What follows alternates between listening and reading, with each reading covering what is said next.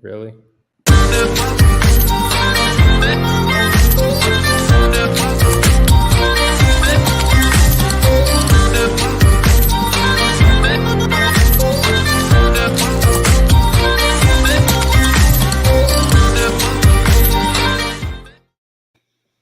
Welcome everyone to Ask the Experts. My name is Hassani.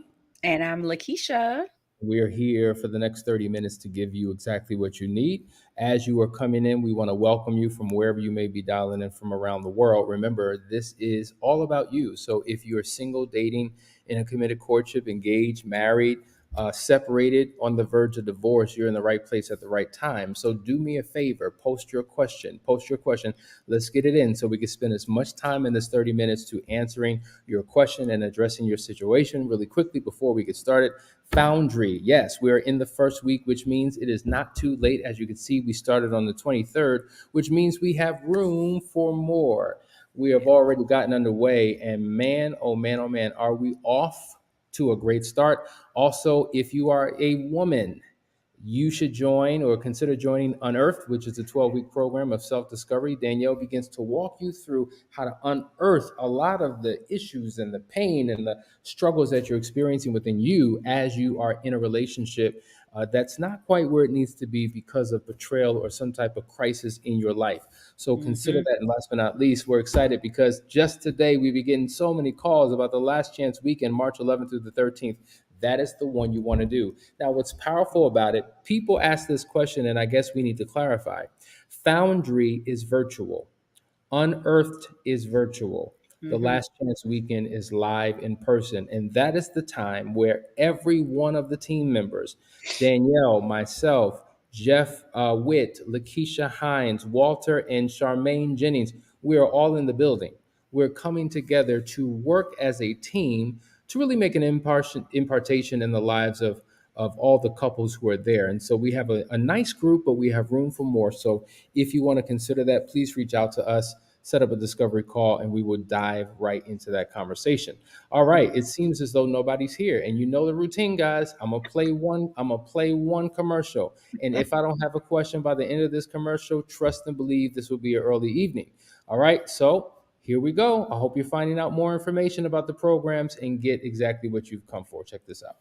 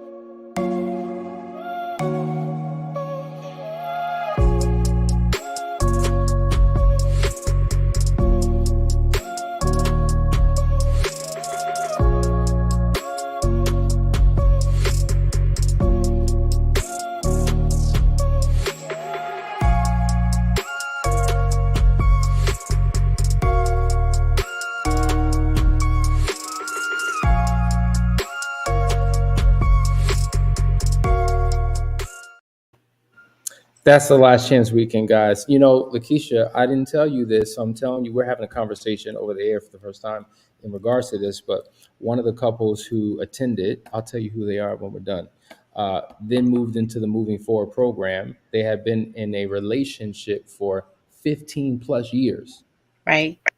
and they just decided to get married. And I know so, who it is. you know who it is. And so, Oh, the yay! is that people come, you see, people think that this is just for married couples. We're couples academy, not marriage academy. And so people who are trying to figure out what direction they're going to go in, they come here and they get the clarity Right. they need, and boom, it's soon, like not even a month or two after the Last Chance Weekend, they are now going to confess or profess their love in front of witnesses, and they're going to get married, and we're excited for them. You know who you are, you're watching. We thank you for your commitment to yourself and we're going to be Aw, here to celebrate with you. So we got some questions. congratulations. That's Yes, awesome. it is awesome. We're going to dive right into these questions. Callie Power Couple says, "What are some PowerPoints you can give about affair proofing our marriage?" I'm going to give a quick answer, and then you can go into the depths of it. What I would say is everything we teach to couples of how to recover from an affair is what you should do to prevent an affair. Mm, We talk about the importance of transparency, of emotional connection. We talk about the importance of effective communication. We talk about the importance of spending quality time, having work day, having play day, being consistent in those things. Of course, we talk about trust building and how to establish a foundation of trust and honesty and openness. Like those are so listen, if you haven't experienced an affair yet and you're like, man, it seems like all they talk about is infidelity, I can't get anything out of this. No, that's not true. Because if you listen to the principles and the techniques that we're giving you, it can work if it hasn't happened. It will prevent it from happening. And of course, you're dealing with triggers after an affair. You're dealing with healing hurting hearts. There's a lot of that. But if you're looking at the fundamental basics of what it takes to build a healthy foundation, it's the same stuff. Now, there's a phenomenal book that I would encourage everyone to get. That's called His Needs, Her Needs, her needs. Hmm. Affair Proof Your Marriage. So that's giving you what you need to do to prevent an affair from happening. Lakeisha? Yeah, one of the things I think we talk about often is like who you're listening to.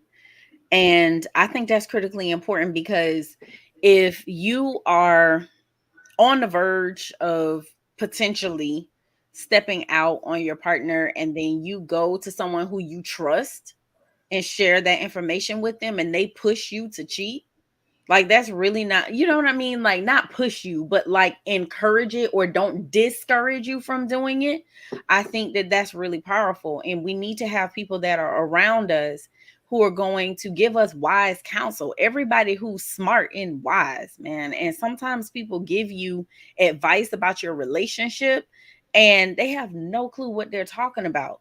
So I think that's a really good thing to keep in mind is that you have to be mindful of who you're listening to and what you're being fed. I don't listen to the radio often, but I listen to it because I have kids. And I want to know if they're listening to the radio, like I want to know what they're listening to because I'm trying to guard them against certain things. And like every other song on the radio is talking about cheating. Like it literally is talking about like and this was a couple years ago, but like the dude is mine on the weekend.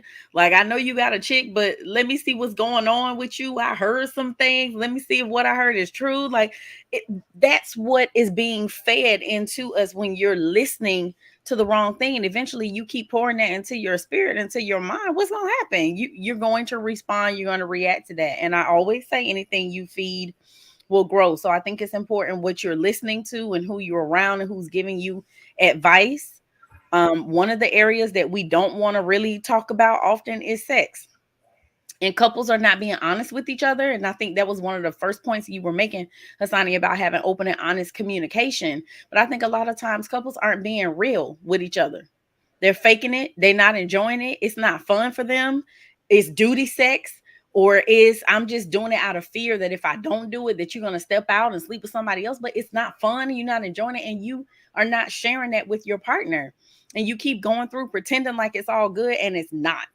So being open and honest, having real conversations about what it is that you want and need and desire in your relationship. Sex, yes, but also emotional and mental. And we got to communicate. We got to spend time together. And I just think couples need to stop lying to each other. So that's my advice. That's that's important. I like everything you said. The last thing you said, couples need to stop lying to each other. And there's a difference between telling the truth and no Mm-hmm. longer lying.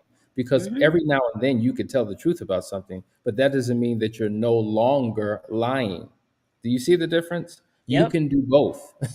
And so to your point, sometimes the truth is a very difficult pill to swallow. Yep. and I've tried it before, it didn't work out. So I don't bring anything up because of your reaction. So I have internal conversations with myself. And then at some point, I'm lonely, even though I'm sleeping in the bed with you. And I need to connect with somebody else who understands me and who's not going to judge me and who's going to have a listening. Right. You see, all of these, there's a book I have over there. It's called The Slippery Slope. And it talks about the moral decline that we go through and how 95% of sin that takes place happens right here Yep. because of justifications, rationalizations, compartmentalization, Yep. faulty beliefs in thinking. Mm-hmm. This right here, I tell you, this will get you in Powerful. trouble. It will get Powerful. you in trouble if you listen. If you're not embedded with a value system in the right beliefs, it will jack your life and your marriage up. So Yep. I co-sign everything you said. Let's go to the next question. Another one. Hey, sir. I know this may be a difficult question to answer, but how long should the faithful partner have firewalls up? Can they become crutches? This is a good question, and I forgot to answer it the other day. I saw you ask that question. You know, I, it's one of those things where for some couples, after an affair has happened and they're rebuilding their relationship, they have new norms and new rules, right? There's a show on HBO. I forget the guy's name. He's a comedian. He's a political commentator, but he's a comedian. And at the end of the show, he has something called New Rules. Bill Maher, that's what it is, New Rules. And in relationships, oftentimes you have to establish new rules. And I guess it depends upon what's being done in that relationship to determine how long those crutches, if you will, have to be established. Mm-hmm. If an individual is doing all the right things and proving himself to be worthy of trust again, and the betrayed spouse also is going through a growth process, then at some point it can come off, because the reality is having firewalls up, having a GPS. Hear the context now. That won't help you trust your spouse. Hear Mm-hmm. me. Hear me. What it is, it confirms or corrects your suspicion, right? So if I'm looking at the GPS, and I'm just like, he should be home by now. Where is he? Is he somewhere where he shouldn't be? Oh, okay. Yeah. He is on his way home. That just corrected my suspicion. Mm-hmm. Or you see what I'm saying? So Yep. it doesn't build trust. Trust is only built when you no longer have the tool, you no longer have the device, you no longer have the evidence, and now you're forced to trust, because trust isn't based upon facts and information. It's not. Right. Belief is not based upon something you can prove. It is Nope. not. So I think as a first step, yes, the crutch is necessary, because I want to see, we're going to create a system of accountability, place you in the system, see how consistent you are in doing the right thing. And once you've built up enough credibility, fine, then we can peel away the device. Mm-hmm. Then let's just see how it goes without the GPS. Are you still consistent? Do I have a need Mm-hmm. to worry? If you slip up, guess what? GPS comes back on, firewalls go back up. So I understand it, because there's the fear that it's going to happen again. But Right. once you begin to work on your own life and you demonstrate yourself to be a different version of you, I think, on par with your spouse doing the appropriate healing work, they can go away. What do you say to that, Lakeisha? I mean, I don't have anything else to add. I think that's it. I agree So let's go 100%. to the next question. All right, Devlin. So if my husband was living with a woman on two different occasions due to work out of town and tells me that there was nothing sexual, is that still a form of cheating? And how do I deal with that? So, living with a woman on two different occasions due to work out of town tells me, okay. Did you know that he was living with a woman? Like, did he keep that a secret? Like, that's the only thing that would make me feel like, okay, maybe there was some type of betrayal there if you were unaware. But if he communicated and told you that that's what he was doing and you were aware of it, then that doesn't lead me to think that he was cheating. And so we need those particulars. And then my question is, well, did he arbitrarily, independently, autonomously, on his own make a decision to do something that he knew you had a problem with? And it was just like, I'm doing it anyway because it's Mm-hmm. convenient. Maybe I work on an oil field or whatever the situation is, and her house is right next to it. I don't have to worry about travel. I'm doing it. I don't want you to do it. Yeah, well, I'm doing it. Like now we're talking Yeah. about a violation of this is why we say it's important to have a relational code of ethics and Right. rules that you both subscribe to because in this household, oh heck to the no. Okay. Now, the question is who is that woman? Is that Mm-hmm. woman a relative? Is that woman a very dear friend and is married? Like, there's so many details that to me have to be discussed if I'm even cool with such a scenario. Like, there's Yeah. certain individuals in your life who you may have great relationship with and it's no big deal, but it seems as though this is not something that you approved of, which then makes it a betrayal, not necessarily infidelity, because there's different types Right. of infidelity. Now, if he had sex with her, then absolutely. But it's a major betrayal. And I don't want you guys to think that infidelity is the worst betrayal and every other type of betrayal Right. is lesser than. That's not the case at all. You understand? So that's why I need more information, but it's certainly a violation and something that needs to be dealt with. All right, let's go to Yeah. another question. What are ways to get over the fear of having a tense conversation with my spouse? I like keeping the peace, but I know that's damaging to my marriage. So I'm going to give a short thing. You like keeping the peace. And so what that means is you He's a probably, 9. Vashawn yeah, is a 9. you probably avoid not just conversations, but issues. Mm. And things can get worse over time because you don't want anything to interrupt your peace. And you know what? You got to go all in on that. Like at the end of the day, if you don't address it now, it's only going to get worse and you're going to have more of an issue later on. So how do you overcome the fear? Well, there's a phenomenal book entitled Feel the Fear and Do It Anyway. Fear is nothing more an anticipation or a belief that something negative will happen in the future. And so you're going in with a mindset that's already anticipating the worst. And so maybe what you need to do is change your thinking because the root of every emotion, whether positive or negative, is a thought. The thought is the root. If you change the way you look at something, the thing you look at changes. So if you change the way you think and look at having a conversation with your spouse, it'll change the feeling or the emotion, and you're able to remove the fear and engage in something. And last but not least, and then you can weigh in, tell your spouse about your fear, why you fear engaging in a conversation, and establish ground rules, rules of engagement, ground rules of healthy communication, so that if you feel like she's going to ball up her fist or not physically but metaphorically so ready for a fight, and that is what you fear, the ground rules protect you both from yourself and from each other to make sure that the conversation goes well, so therefore there's nothing any longer to fear. Yeah, most women want to see your heart and they want to feel your heart. So the more you're able to communicate your thoughts, feelings and emotions with her, most likely the more likely she is be to listen and be open and receptive to what it is that you have to say, but you have to let her know that you have fear of having a conversation. And I'm curious to know what got you there. How did you get there? Have conversations in the past gone left? Like has she, does she have that pop off spirit that I've been delivered from?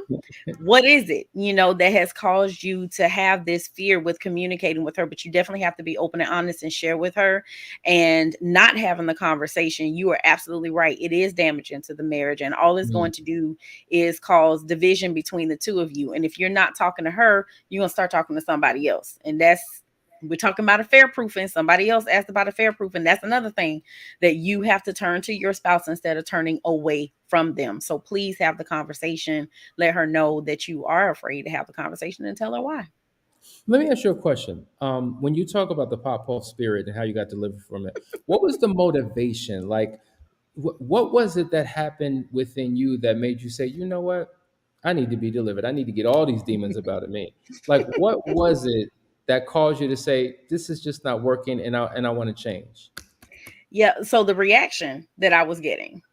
Like, my husband was shut down. Like, I'm not okay with that. I want you to talk to me, but I'm responding in a way that is shutting you down and making you not want to communicate. So it's self-sabotage. Like, I'm jacking up my own situation. That's not smart.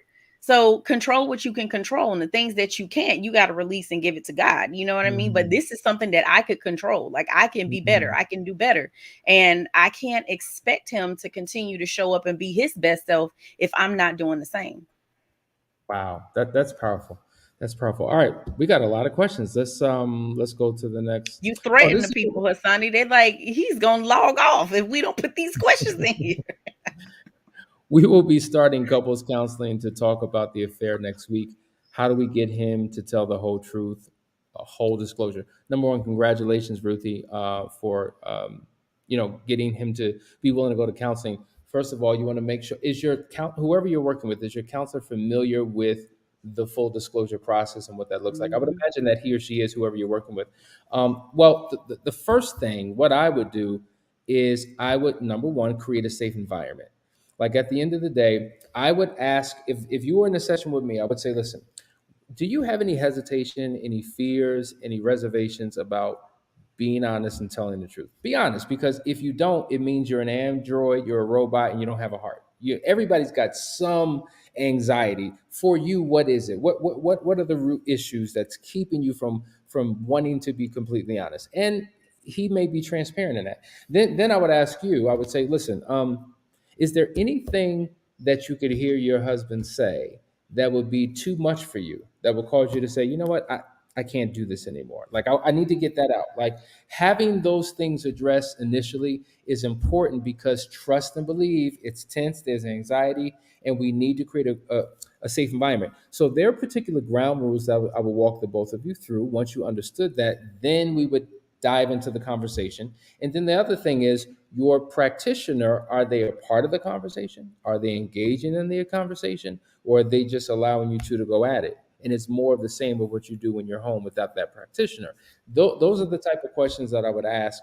And that's the type of environment that I would set up to help him understand. Then, last but not least, I would probably spend some time with him prior to that full disclosure, probably the session prior to, really helping him to feel comfortable and safe, and explain to him the importance of telling the truth. And yes, there are consequences that go along with it, but we would deal with that. And literally, this is why a last chance weekend or a private marriage intensive is important, because what people have found out, that after being with the person for hours, see, you can escape, you can hide, you can duck and dodge in a 1 hour session. But when you're in that intensive and you're trapped, you can't go anywhere. Things will come out that you never anticipated. Lakeisha, you know what I'm talking about. Absolutely, 100%. And Ruthie, I would say to you, I'm happy that you guys have had individual counseling. That's good. And I think that'll help you through this process. But please, please, please, please, I beg you, I urge you to exercise the best self control you have ever had in your whole life. Because if you do not respond in a way that makes your husband feel safe, he might shut down, he might close off, and he might start trickling the truth. And that's what you don't want. You emphasize, you want the whole truth. So you really are going to have to exercise some self control while he is communicating everything that he needs to say to you. And I agree, creating that safe space is critically important. All right. So good luck. We wish you well, and let us know how your progress goes in that effort. This is a huge piece, and because it's the foundation of Yeah. rebuilding trust in the entire relationship. All right. We got more questions. Here we go. How do work days work? We have been taking turns, but is that right? I know what I need as the betrayed, but what should the betrayer have a day to lead, and what does that look like? First of all, I think it's a great idea that you take turns, because the reality is you both have issues and you both have concerns, and Hmm. they should be dealt with in its own individual session. So taking turns is a very good thing. We're actually putting together a document, a very comprehensive document that walks you through all of the steps of what a workday looks like. And as soon as we have that available, we will be able to provide it for you. But I mean, the format is so tight that it will really help to produce a lot of change. And the reality is, there are tools that we give our clients that they use in that workday to make it successful. So Right. Imagine building a house and you have no tools. You have all the materials, but you don't have any tools. Like the Mm-hmm. tools allow you to be successful in the workday that you're having. So that is coming. There's been a big request for that. And so don't worry, we'll have it shortly for you. All right, here's another question. Hi, Hassani. I've been married for 11 years. My husband admitted to having a 8-year affair off and on. I never suspected it, and he never mistreated me during this time. How do you start to rebuild again? Counseling. You got to you got to work with somebody who's going to help you restore, because you need to know how to deal with your emotions and your thoughts and your skepticism now, or your, your fear. Are you struggling with unforgiveness? Are you struggling with, triggers? Is there anyone holding him accountable? Is he going through a process of healing because there was brokenness and hurt within him that caused him to do it in the first place? So what process is he going through? And so this is why we often encourage that the two of you should go to couples counseling, but each of you should have your own individual counseling as well to get you to a better place. That's what I would say, to get you to a place of recovery. Okay. Let's go to the next question. We haven't done couples counseling, only our own personal counseling. Ah, got you. Okay, Yeah. Ruthie. So that's a start. Now, there's different schools of thought, and I'm gonna be honest with you. Some would say go to individual counseling first, and then when you get yourself together, go to couples counseling. Now, oftentimes in individual counseling, you're pouring out, you're sharing your perspective, you're talking about what happened, and your counselor is going to give you advice based upon what you give that therapist or practitioner. Sometimes it's not comprehensive, it's not complete, it's not the full story, it's your version. And so think about it. He has his counselor, you have your counselor. Maybe the advice is competing or causing issues in the household. He has you going one way, he has your partner going another way. So Mm-hmm. that's the challenge. I will say anything is better than nothing, but I think couples counseling is always what you want to start with first, and then, you know, add on to it individual counseling. And so that's why, kind of like with Couples Academy, we have a team of people. So you may go to one person for your couples counseling, someone else for individual counseling, and then we work together collaboratively to help make sure that you as a couple are in the right place. And so if you're finding a couples counselor, make sure that they specialize in affair recovery. That's very, very, very important, because a lot of people wind up going to whoever their insurance provider gives them, and they're not adequate. So make sure you ask the right questions and you have the right fit, and you'll be in a much better place. You're going to take these questions over. We got one. I think I just asked. I just went through that. Let's go to another one. Um, he disclosed that information after we decided to get back together. In her family, had cheated with his ex and her family. Okay, so you found out after Mm-hmm. you got back together. So you were separated during this time. Is the impression that I'm getting? Is that what you're getting? I'm And not it sounds sure. okay. Anyway, reach out to us, sis. That's what Let's they see how did. we can help you. Okay. I'm not Here's another sure what that. question. Good evening. God bless you both. My husband and I have been married for almost 10 years. He had an affair last year, and out of this affair, the other woman got pregnant with his baby. It continues. He wants to reconcile, but I'm not sure what I want to do because it's not his first time cheating on me. We're Hmm. both currently separated. Lakeisha. So I don't really see a question that you're asking. I mean, this is a difficult situation. It's not the first time, unfortunately, that we have heard about a baby coming out of an affair. Unfortunately, I would like to say that I haven't heard it before, but I have. You're saying that you both are currently separated. He wants to reconcile. You're not sure what you want to do. Of course, you don't know what you want to do because he's cheated before. So, I mean, I don't know if your question is what should you do, or I'm not sure what you're asking, but you really have to take time and assess what it is that you want.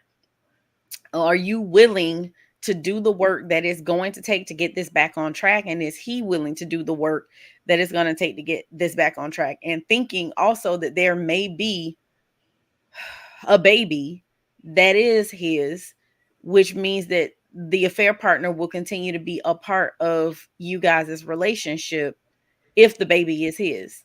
So you really have to kind of take a step back and look at all of this and decide again what it is that you want to do, because it's going to be difficult. I'm not going to lie to you. It is going to be one of the most difficult things you're ever going to have to deal with, but nothing is impossible once you make up your mind what it is that you want to do. It's really about showing up, being willing to do the work, and staying committed to what it is that you decided to do long after the feeling has left that you made that decision in.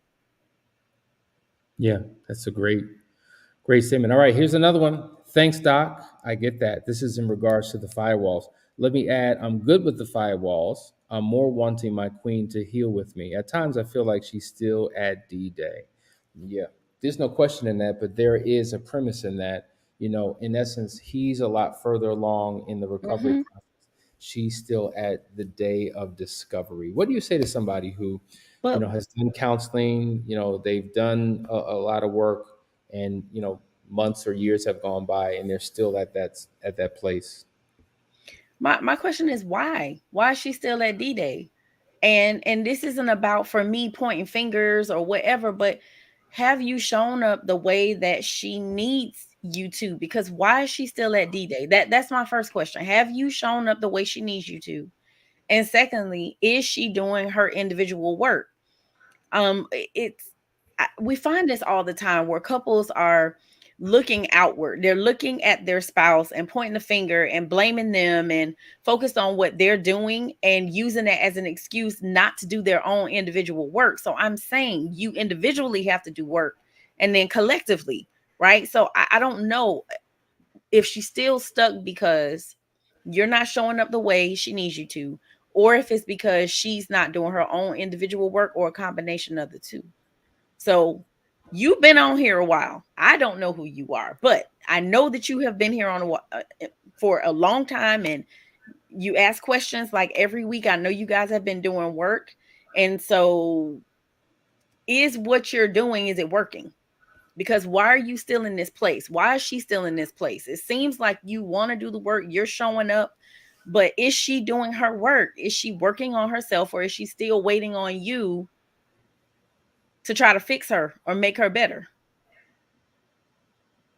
And we can't depend on other people to make us feel better or to heal us, right? It's an individual thing that we have to do, but you definitely have to show up the right way.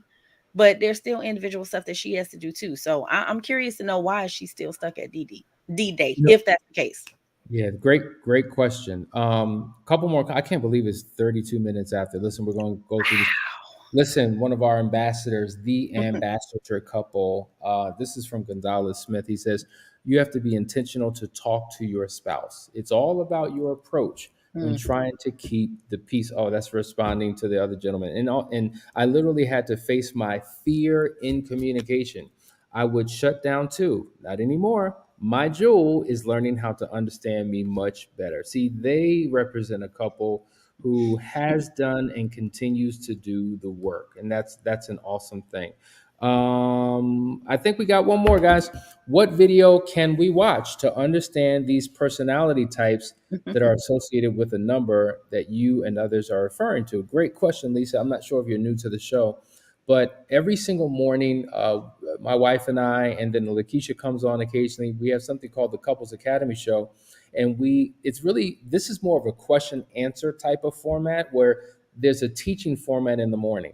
And so if you go to the Couples Academy YouTube page, there is a playlist called the Couples Academy Show. We have 250 plus videos on there. And if you scroll through the titles, you'll see stuff that uses the term Enneagram personality, Enneagram. So that's where you're going to really hear about the different personality styles that we're referring to. It's matter of fact, I should probably create a separate playlist and add it to the list of this, the links in the description of each video, because it's foundational if you really Mhm. want to enhance your relationship. Listen, guys, this is Thursday night. This is the last show for the week. Hope that you have an amazing weekend. In the morning, Friday morning, we're Mhm. talking about seasons. We're wrapping up that series as well. So if you haven't tuned into that, you definitely want to do it. the 4 seasons of marriage, how to maximize or change the season that you're in. And we have a whole lot more good stuff coming up. So make sure you stay tuned and share this with someone else who can use this. Listen, guys, we love you, we appreciate you, and we will see you next week.